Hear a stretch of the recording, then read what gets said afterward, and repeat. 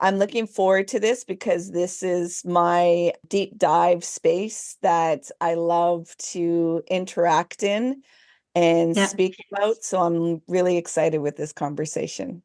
me too. Let me just put one thing on silent. Welcome to the Lift Oneself podcast, where we break mental health stigmas through conversations. I'm your host, Nat, and we dive into topics about trauma and how it impacts the nervous system. Yet we don't just leave you there. We share insights and tools of self-care, meditation, and growth that help you be curious about your own biology. Your presence matters. Please like and subscribe to our podcast. Help our community grow. Let's get into this. Oh, and please remember to be kind to yourself. Is there anything that you feel inspired to talk about that came up maybe in the past few days or today? It's funny. I was actually driving. I like to drive, but I had to go somewhere today, and I took the back roads because I'm in Spain, so you see all the fruit trees and everything, and I love that because it gives my mind, it creates peace in my mind. Not that I meditate, I do, but this is different. And I was thinking about life, really thinking about life. And again, sometimes it's these experiences that we go through. And I was thinking, even though I've learned a lot, I still allow people to take advantage of me. And then it's like, I'm not mad because I take responsibility for it, but it's like, it's so subtle to help someone. But there is, of course, it's an energy exchange. It doesn't matter.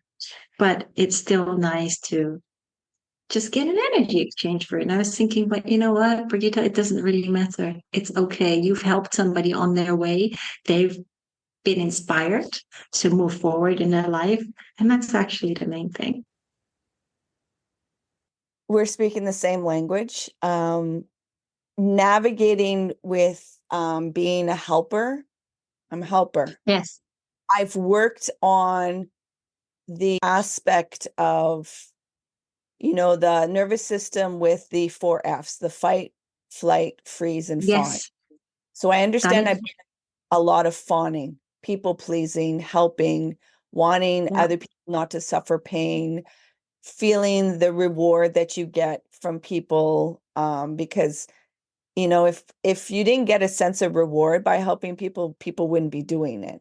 So there's a sense Correct. of reward system that comes in. Yet my work in the past, like 2 years, has really been to release that defense mechanism of thinking I Yeah. need to share and to give to everybody, No, and you don't. recognizing, wait a Yeah. minute, are you taking care of you? You can give. I've made it that I cannot be one that just doesn't give. You don't have to overgive. No, you do not. Absolutely not. And I realized that because, I'm a light language healer and I love it because it gives me practice. I do have my clients, and this was someone that I'd been helping for nearly 3 months free of charge. Now she's doing light language because she went to my mentor and it's just flowing for her. So I know she's going to get her clients and stuff like that. And it's amazing. It was just that little niggle wiggle that was in me that just said, Brigitte, you spent 3 months, oof, 3 months every week, and that is a lot of work. Whereas, my guide's saying, yes, of course, I've been tuned up. I'm getting another tune up for light language because I like to progress and develop as it is anyway, because it's always changing. We're forever changing, and that's the beauty. That's the beauty about life itself. And I just clock everything up to experiences. But sometimes it's okay if we slip and fall back. It's okay as long as we are consciously aware of it. It's the What did you difference. learn? I'd ask you, what did you learn? Well, I mean, for the light language, yes, it elevated my consciousness, but it's also learning just to set boundaries a little bit. And that is, you know, I'm happy to help people, but do not swallow me whole. And I've allowed that again. And it's not consciously that I kind of did that. I just did it because I wanted to see how she would evolve. And it's just been an amazing journey for her, and the healing journey as well, her physical ailments. Um, and so that's worth a weight in gold. It is. For me, where I've helped clients for free, I can see a sense of I'm afraid to put myself out there in the relationship with money and Yeah. caring about, other people in their financial situation more than my own. Yet also seeing that let me do this as a test project and see what happens. So Yes. then I have a testimony, and I didn't really have any kind of accountability, because it's like, well, it was for free. And if it doesn't work, well, then it's nothing. But if it works, please come back and be that testimony so I can gather more people, which it's true in business. It translates, like you have to do some freeness and volunteering and everything else to Absolutely. gather the experience. Yet at a certain point, you have to honor the gift that you have Yes. and not look for that validation. Absolutely. And I've put my prices up, and they're going to stay that way. Just because we're healers, everything's an energy exchange. Yeah, we still live in this world where we have to, pay to make our way, so to speak. We have to pay our bills, right? That's just the way it is.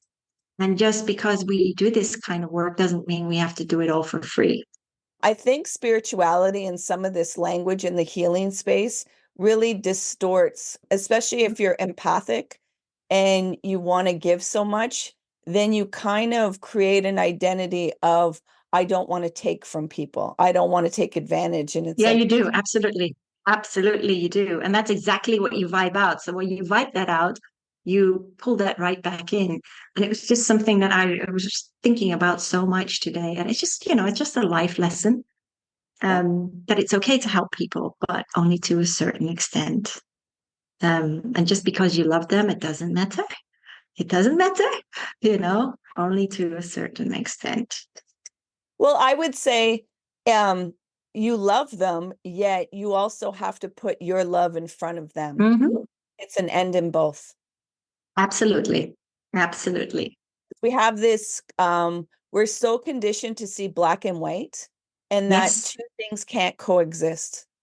Yep. Like if I love Right. you, I have to put myself in the background, or I have to put something else, where it's like, no, like you can have both existing and recognize where the value is. Like they both have Yes. value, yet we Absolutely. can tend to turn off a certain emotion or feeling so that we can feel that we can go present, because the two just conflict with each other too much, and they don't know how to coexist with each other. Yep. Does that make sense? Yes, it does. Absolutely. Absolutely. Do you know what I do now, though? I am following somebody, Jeffrey Allen, on Mind Valley, and I don't care for the guy that runs it, but the grounding exercises, I'm telling you, how to harness your spiritual energy. It's so powerful, so simple, yet so profound. It's just like, oh my gosh, to quieten your mind, I just pop a couch right behind my eyes and I just sit there, and then I ground myself, and you envision the roots going down all the way to the core of the earth, and then it comes back up, and then you just expand your energy, and you're so present in your body. It's unreal. That's the main thing of healing, is coming back to home, coming back in your body. Yeah. Yes, it is. A lot of us are in our head, Mhm. and it's where, if you want to be connected with intuition, with energy, it requires you to come back into the body, Yep. and Yes. understand your nervous system, understand what Yes. the biology, and honor your uniqueness. It's Yes. very difficult not to get into the comparison trap and compare your abilities or your strengths to somebody else and have those wants and desires, where it's like, are you honoring where you are right now and Yeah. allowing that to amplify in abundance? And yet we're indoctrinated and we're told Mhm. that we're not good enough and to do Sure. better and to be better Yeah. and yada yada. And then you start running, not appreciating what you do have. And when you scorn the body, Yes. that creates a disconnection in communication. Absolutely. Not only that, but you're like a hijacker or a robber on on the Meridian Highway within your body. I call it that, like a carjacker. Exactly. exactly.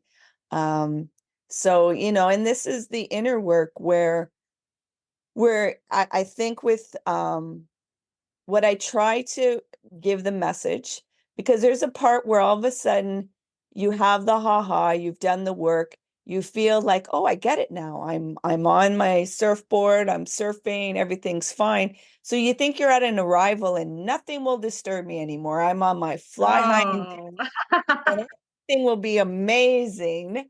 And it's like, oh, no, and then boom, life hits you and you're like, and it's like, well, you're learning this to be able to navigate. There's no arrival. I know you would like it. I would like it too. Yet no, there isn't. life is impermanent and it's going to hit you with different things. And your nervous system, what you want is a healthy nervous system that can ride the waves, not, Absolutely. and it's like brakes. You don't want to always be on the brake and you don't always want to be on the gas pedal. You No, need to pivot between the two, or else you can't no. experience. I call that going from station to station. I feel for some people when they're looking, and I've been there, looking Yeah, for all answer, that pill that will just make it all the time. And it's like, that's not being human. And you came to experience a human I experience. agree. I agree. Yes. But you need those I tools. always say, yeah, do you know what I say about human? I always say, you split the words up, which I'm sure you know. You've got you and then you is color or light, light. We're wondering, light, we're wondering, we're light men wandering the earth, trying to understand and navigate life through our experiences and returning to that love for ourselves and each other. Exactly, exactly. Well, some of this is, we've already gotten into the conversation. Yet I want to welcome you onto the podcast.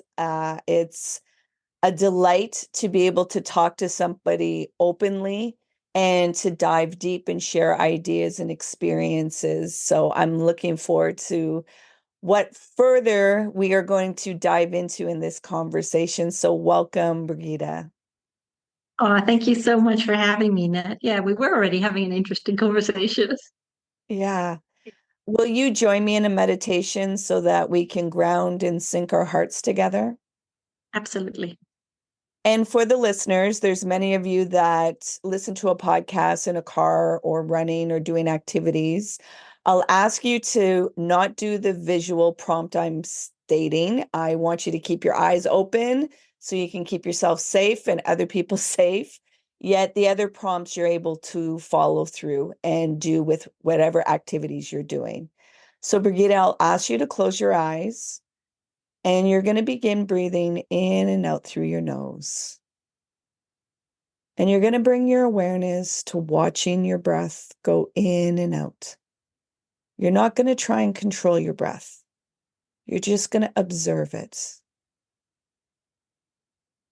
There may be sensations or feelings that are coming up in the body, or you may be becoming aware of the pattern of your breath. All is safe to feel, to witness, and to release. Keep your awareness on your breath. Surrender the need to control. Release the need to resist and just be. Be with your breath. Drop into your body. Stay with your breath.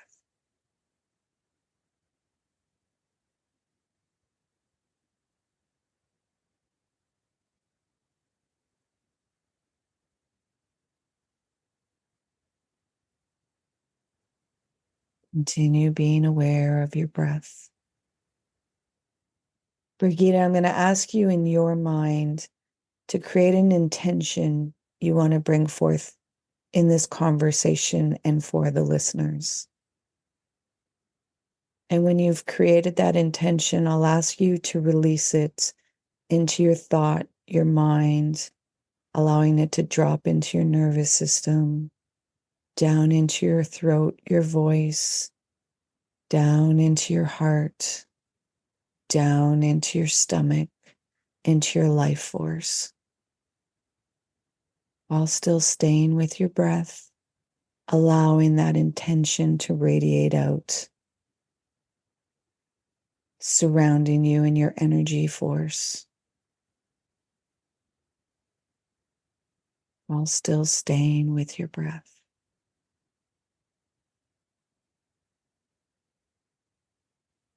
Dropping further into the body.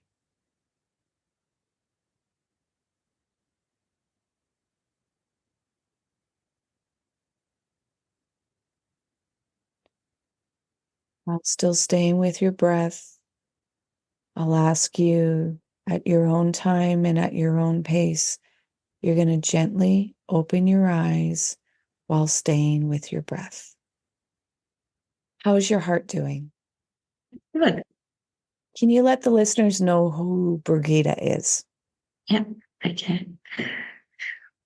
Ooh, let me just, it was a good meditation. Thank you for that. Take your time. Yeah. So, well, who am I? As Saint Germain always says, I am you as much as you are me. We are all a part of each other. But as an individual, walking my journey here on earth, I'm a jack of all trades, but I'm also a soul empowerment coach, a divine channel, and a light language healer. So some of my listeners may not understand that language. Some of them will, yet some of them won't. So for the ones that don't, can you educate them what those titles mean? Yeah, so a light language healer is someone light language, first of all, is the cosmic language of love. You're not going to understand it on a conscious level, and you don't need to understand it. Your mind doesn't need to understand it, but your soul will absorb these healing codes just beautifully. And it's an ancient form of healing, but it's so beautiful. And it's different to like spiritual healing because like I said, the codes that come through from many of the light beings, it will pertain to that soul that's right in front of me. What does a soul empowerment coach look like? Soul empowerment coach, yes, it's actually in the wording. It's all about empowering ourselves back to the grid of who we most wholesomely are. We often give our power away, and we don't always do that consciously. But then we shift the blame to others and we point the fingers at others. And it's really taking back our power and taking back control of our life and our soul's mission. And our soul's mission, that's a funny one because people will always ask me, what's my soul's mission? Well, that's what you came here to figure out. And the only way that you're going to figure that out is by doing the healing work. And for so long, many years ago, I said, when I did so much healing work, oh, I've got no more shadow sides. I'm healed. I'm healed. And the universe is going, really, Brigitte? Because that is not the case. We are constantly evolving. And that's the beauty of life, because life's just an experiment to experience in all its flavors. So that's a soul empowerment coach. And divine channel is I channel many of the light beings, the ascended masters, the archangels, many of the gods, goddesses. These to me are just labels because we're all light anyway. And it makes it easier for people to discern them when I convey the messages. And I just call myself a bike courier because I'm Dutch anyway. So whoever has a message to convey, I just jot it down. I write it down. And I love doing it. I really enjoy inspiring and empowering other people to live a life far more fulfilled than where they're at in this point in time. How did you get here? What brought you into offering these service to other people? What was it in your personal life that you experienced? A whole lot of trauma. I had to go through a whole load of trauma. It was like a roller coaster, right? My life, honestly. I look back at it now and I'm so grateful for everything that I've been through. But let me just sum it up for you. I had a pretty normal childhood until probably like 10 years old. Um, Moved to Singapore, Malaysia with my parents from Holland. So grew up there, loved the culture, was molested by a friend of the family in the 1980s. As I always say, that the 1980s were very different to the way the world is now. People are far more open and they can talk about it. Not that everyone does, because everyone deals with their pain differently. But at the time, I didn't even understand. So I didn't say anything. And I kept that with me for nearly 10 years. But when I was 14, my dad passed away from coronary heart disease. We just returned from Malaysia to Holland, rode on his bike, and took a last breath, and that was it. He was gone, and he knew it. He knew it because he didn't take his medication. Could you call it a form of suicide? Yeah, probably. He was tired. He walked out of life, and I was bullied in high school because I'm 5'11", I'm very skinny, and I had an immense fear for boys, and people would copy my homework, and it was. I look back at it now, and bullying goes on a lot in schools everywhere, and it still does. It still does, and kids suffer from it, and kids don't realize how cruel they can be. So yeah, I do remember going to Belgium for a school trip and through the woods. And one of the kids just grabbed me by my arm and said to the whole class, grabbed it like this. And he's like, "Look how skinny she is." And that just had such an effect upon me. I also chucked out my lunch, my school lunches, my homemade school lunches. That's how bad it was. And I would sit at the dinner table and eat. But I think throughout my life, for many years, to be honest with you, that was kind of my superpower, not eating, because that was something that I could control. And it was the same for work. You could put me in the desert. I've traveled the world. I mean, I'm 50 in June, and I've traveled more times than my age. I always try to. This is one of the things I think oftentimes I try to seek that happiness without myself. And that's what we do. And when we do that, it's like a butterfly that keeps eluding us because we try and grab it.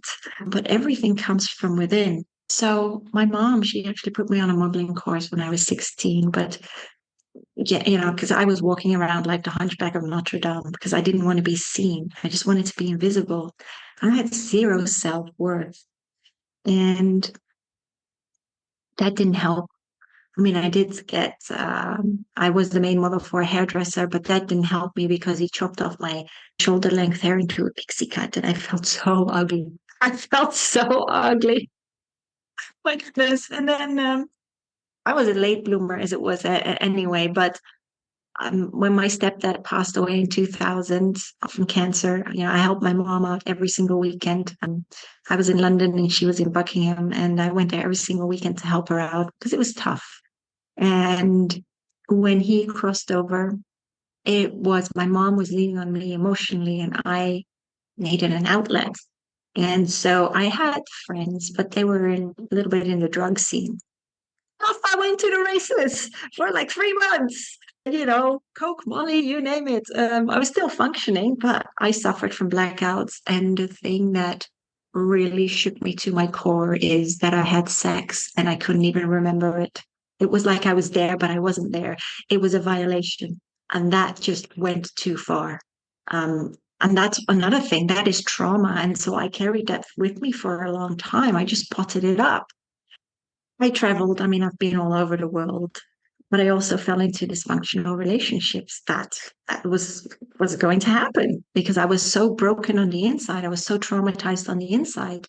That is exactly what I attracted because we attract partners that are triggers, sometimes triggers to us. They're reflections, they're teachers. And I wish people would see it that way rather than becoming bitter.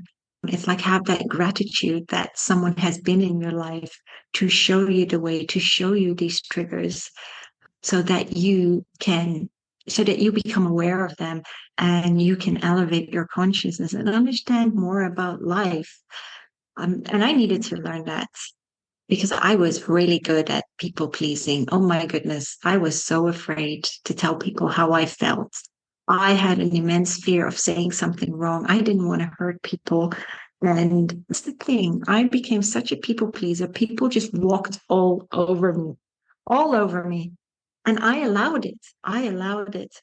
And my guides in the universe were going, hell, Brigitte, how's it going down there? In 2009, I really hit the bottom of that rock. I will tell you one funny story that happened that I've never said on a podcast. It's really funny. In New York, you have these charlatan psychics, right? And one time, I had to get a grapefruit. I put it under my bed for several days, and put it like in a towel, and get some dust, and wrap it around in my favorite white shirt.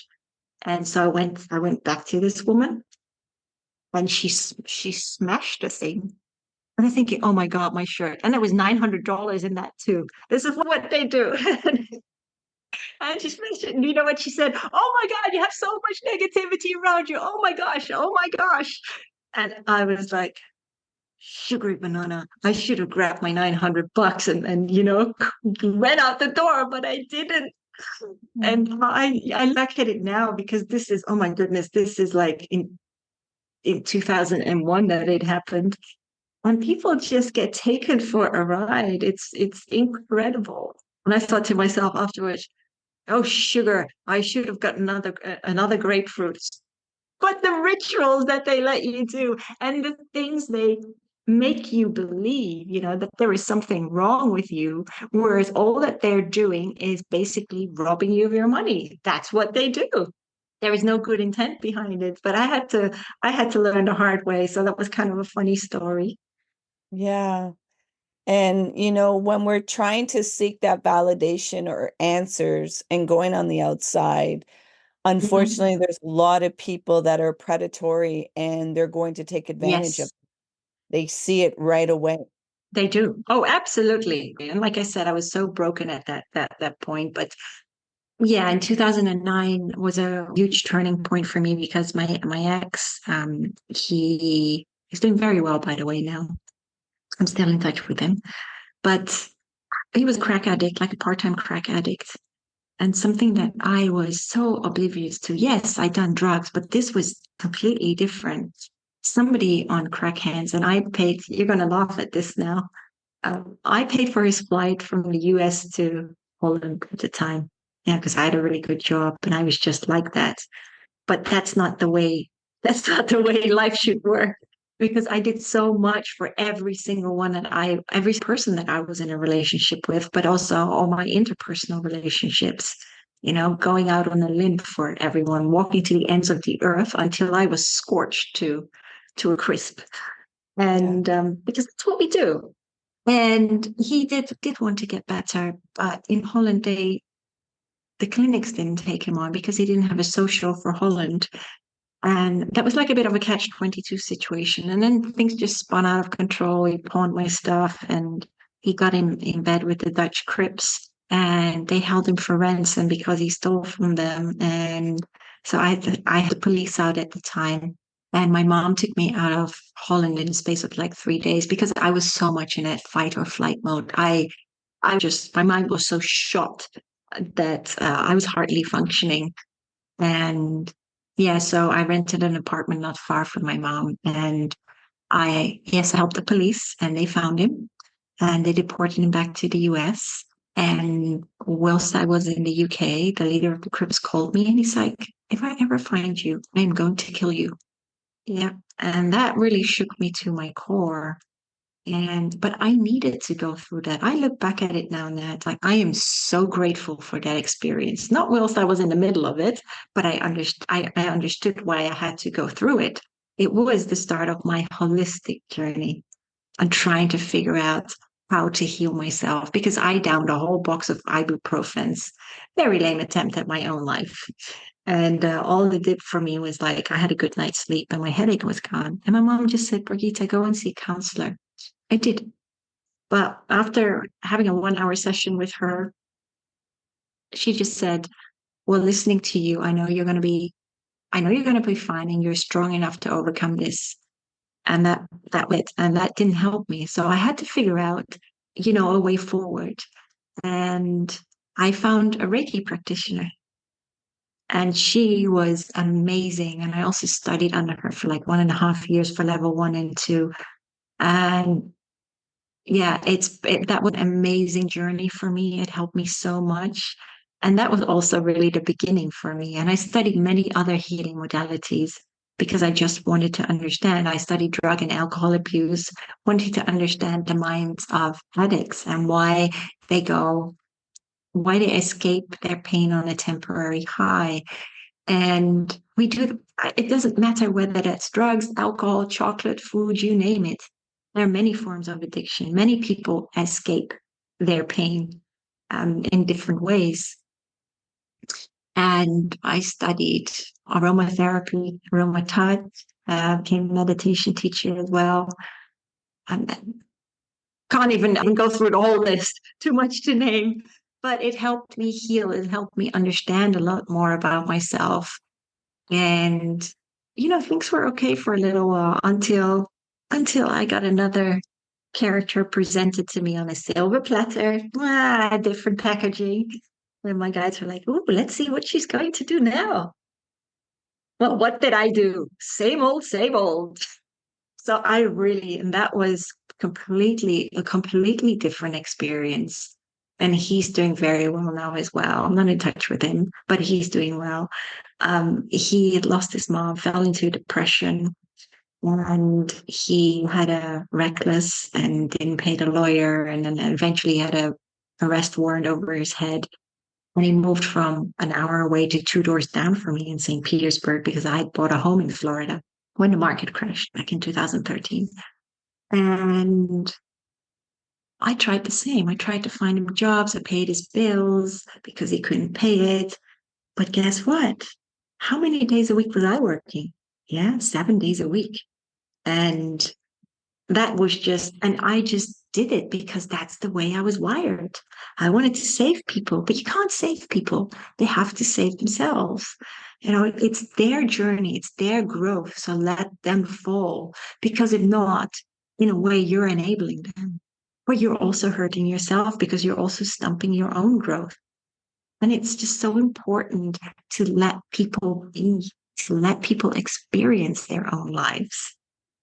So I really had to learn that, but it got so out of control because he would want to know where I was going. He could see exactly when my car, when I would drive away, he still had the key to my house, refused to return it. And I just moved away because I had no life anymore. I sold my home, bought another home, but of course, what happens? It was a money pit. Live and learn. And he had to move. He did have to move. And I actually paid the deposit to the studio because he was begging and pleading for me. And so I did. And then it got even worse. I do remember this like yesterday. He needed to go into a hotel because his place was being tented out. The studio was being tented. And I had to pay for his 2 cats too. So I paid for the hotel for several days and he stayed there. And then he said, well, can you pick me up and can you bring me back home? But it wasn't done yet. But I wasn't going to pay for an extra night. And so I was so upset. I weaved through traffic like a maniac woman because I was just so done. I was so done. I was at a point where I couldn't give anymore. I was at the end of my rope. I don't even understand how a cop didn't stop me because I was running every single light and he was holding on for dear life in the car. I just remember this. But at the end of the day, and I was screaming at him. At the end of the day, he actually was able to go back to his home. And I was just crying and crying at the universe. And I said, I cannot do this anymore. And I learned to listen. I listened, and that little breadcrumb came in the form of my sister who had done combo treatment, which is shamanic frog medicine. I just And did combo last month. did you? How Yes, I was did. it? It was an experience. It's phenomenal. It It is is. phenomenal. I highly suggest it. Just know there's a lot of discomfort. Yes. And I had the same thing. And I didn't want to go in with any expectations. So I did read up about it, but not as much. I did take a clean set of clothes with me. Oh, for sure. A clean set of underwear because it's so extremely physical. And as soon as the shaman put the points on, oh my goodness, it just rushed to my head. And I was just, purging because you also have to drink 2 liters of water, drinking water on its own. But yes, I did. And I had to run up and down the toilet. And it took me 4 hours, Ned. 4 hours. And the shaman said to me, Birgitta, do you know why? He's like, because your ego was battling so, so hard to stay put. And because I was so conditioned, I was so programmed to run a certain way that I didn't want to let go. And for me, what happened, I don't know what happened to you, but for me, what happened after I went 2 more times, but I was spaced out.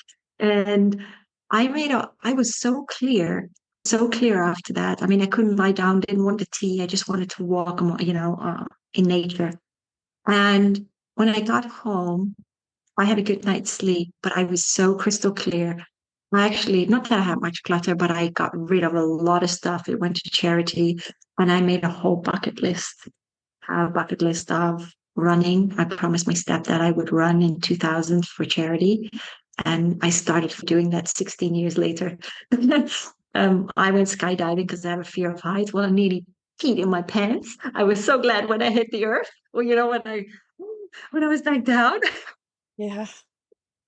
And I knew that I needed to change my life. And it started with me. It was all about taking accountability and looking within. And so that was very, very powerful. So I'm not sure what you did after that. I learned to like I connected with that little girl that was sexually harmed as a little girl, of seeing, of how helplessness feels so uncomfortable, how vulnerability, as vulnerable as I am, there's still more depths of vulnerability that I can tap into. And I also saw that I wouldn't allow him to help me. So I crawled to the bathroom and I lifted myself up on the toilet, and he was like, yeah, I noticed that. And now that you're giving it verbiage, now you understand for yourself, like what that looked like. Yet he's like, it's understandable that your biology would want to protect you. Like, you didn't know me. It's a male and I'm in a Yes. situation that's very vulnerable. So you were still protecting yourself, which is perfectly fine. It's also seeing like, why wasn't I able to ask for help? And trust in, like, listen to my intuition. Yet, there's always two sides of things, or three or four. So it's not just one thing to hone in and you didn't do this. It's like giving context to a situation and, expanding your self-awareness and really allowing yourself to befriend your nervous system, befriend Yes. all of these defense mechanisms and come into your body. Like, one thing that Cambo does, it's not a psychedelic, it doesn't make you hallucinate or anything. It brings you into your body and you cannot, Yes. and there's all That's very true. You're and right. It's very true. it's Yes. the ride of being in your body and seeing all these different systems that function. Like, now you understand when you see it, like, oh, the heart palpitation. And if you have panic attacks, like, you can understand, oh, like, it really feels a sensation of dying and it really feels this and feels that. So you get to understand your biology a lot more in these Cambo sessions. Well, I did. Like, I already know the nervous system and I have a very in-depth knowledge of it.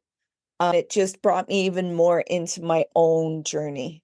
And so when I'm in my own journey, then that opens up a relation for other people, that they can see themselves in my reflection, so that they're Yeah. willing to be able to see themselves and not be afraid of what's being reflected. back to them, and seeing that they are the light, and the shadows are just to be brought into their light of awareness so that they're not splintered all over, if that makes sense. That makes absolute sense. I love how you put that. I really love how you put that. Yeah. And you're right. It's all about surrender. I think that's any type of healing, but yeah, for combo, definitely you've got to surrender. You've got to go with it. You, you know, otherwise you've got no choice but to go with it. I remember one part when I was like, oh, we're doing this again, eh? Because you come back online when it starts to, the intensity of the peptides aren't running through your system. So you come back online and I was like, okay, I can function. I didn't want to think though, like, don't talk to me. Don't ask me. Like, you could speak to me, but don't think that I'm going to re-communicate, because trying to formulate thoughts or anything, I didn't have the neural energy for that. Yet I remember too, like, he put the candle and I could feel it going up my leg, up the left side. And then as soon as it started crawling up and into my brain, just again, low blood pressure, and I was like, oh, I don't like this. And he was like, what is it that you don't like? I'm like, this helplessness.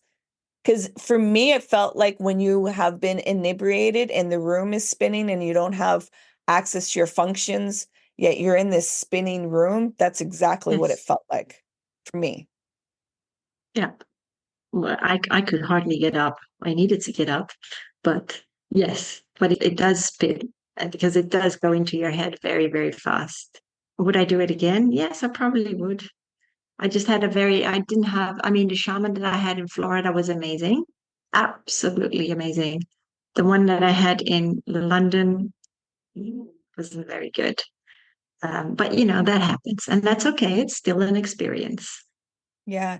As I said to him, I was like, and he said, like, not wanting to be helped may be you not being able to receive the masculine energy because you've been in your masculine. So not really surrendering into that female energy, which makes total sense for me. I had to like really reinforce to him, like, this space of compassion and gentleness and tenderness that you provided for that sacred space was what made the experience like so much more profound, and that I could surrender and feel safe even though I still had that sense of unsafety, yet allowing myself to be able to surrender into whatever it looked like and not be performative, because the messiness of it, your mind still wants a performance, because it's like, why, what am I, like, I didn't even drink alcohol. Why am I looking this messy? Like, what is going on? So really allowing that surrender of that performative aspect of, what the ego, our masks and personas do into the worldly world of feeling a Yes. sense of belonging or acceptance. Yeah. Yeah. You've been so vulnerable with your story, and I know many will be like, wow, like, if she could go through all that and now she's on a part of really accepting herself and offering space for other people, I'm sure there's many that want to know, where can they find you and what does it look like to work with you? What does it look like to work with me? A blast. I always say that. No, they can find me on my website, powersoulhealing.com. And there's one thing that I always say to people. I may be a healer, but I'm simply a tool in the toolbox in unlocking your own inner healing potentialities, so to speak. Because we are either our greatest healer, we have the key to healing ourselves, but we also have the red button to nuke ourselves. That can go either way. And so that is always what I say to people. And when it comes to the light language healing, the healing will go wherever it needs to go. It's not like I'm some fairy godmother because I'm healing goes in stages. It's not like boom, you have one session and it's completely whatever you're suffering from, it's completely gone. It goes in layers, and what is meant for your soul. Yeah, because I mean, come on, we're here to experience life. We're here to go through the darkness, yeah, the dark night of soul, and to understand life. If I were a fairy godmother, yeah, how would you have people understand life?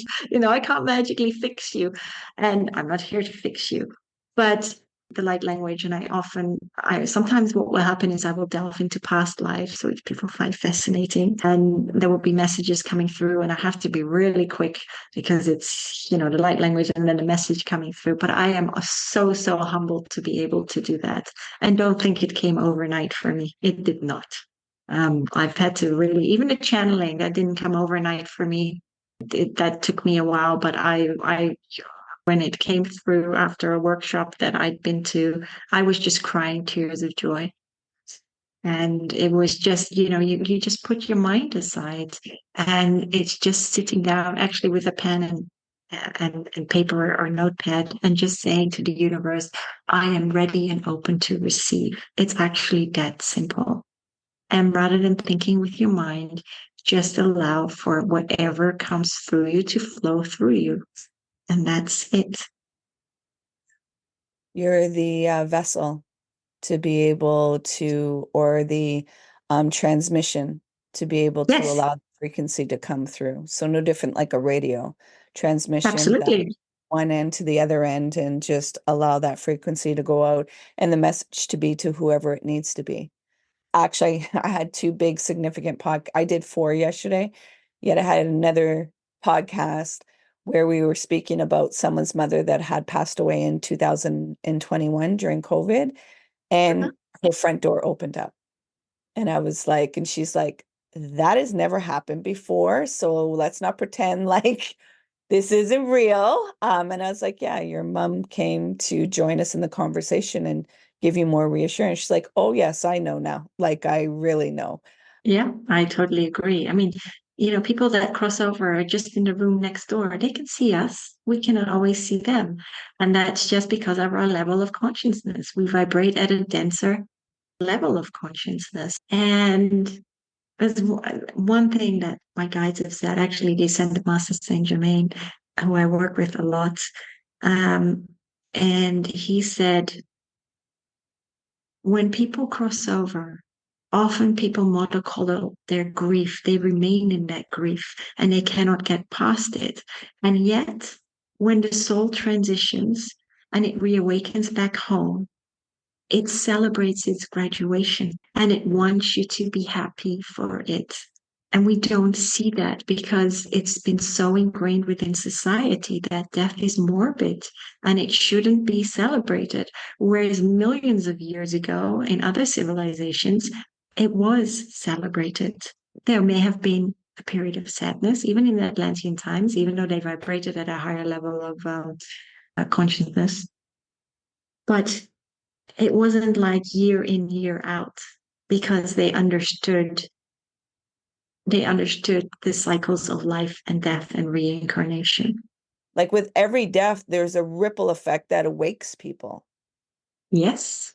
that becomes aware of, oh, value the time that I have of life, and being connected back into joy of, Yes. living a life fully lived. It doesn't mean that you don't have responsibilities. It doesn't mean that you don't do mundane things or things that you don't want to do. It's having a different perspective of, this is the thing that's supporting my life.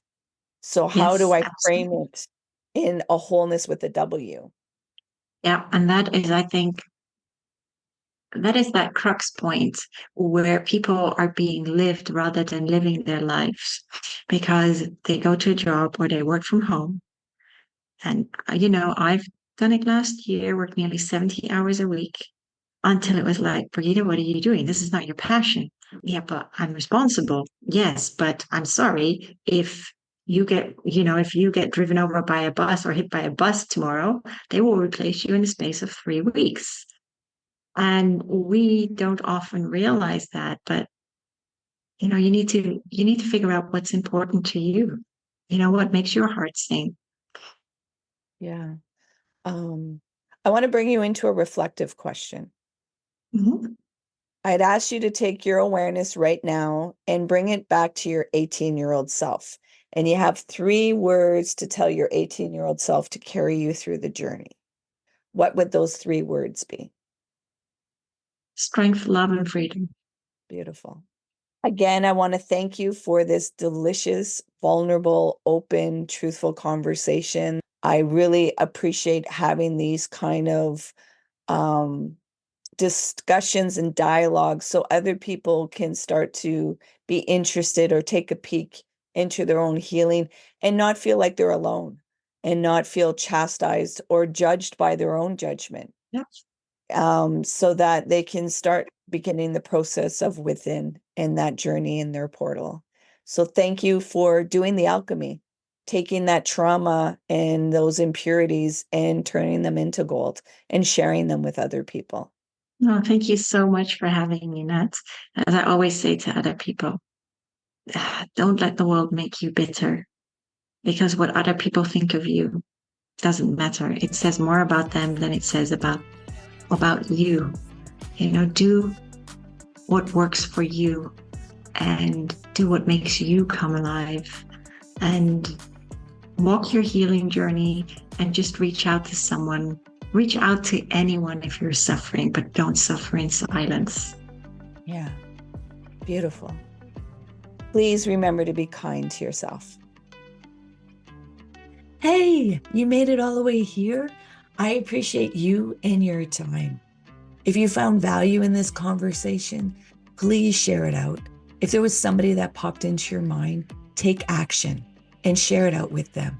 It possibly may not be them that will benefit. It's that they know somebody that will benefit from listening to this conversation. So please take action and share out the podcast. You can find us on social media, on Facebook, Instagram, and TikTok under Lift Oneself. And if you want to inquire about the work that I do and the services that I provide to people, come over on my website, come into a discovery call, liftoneself.com. Until next time, please remember to be kind and gentle with yourself. You matter.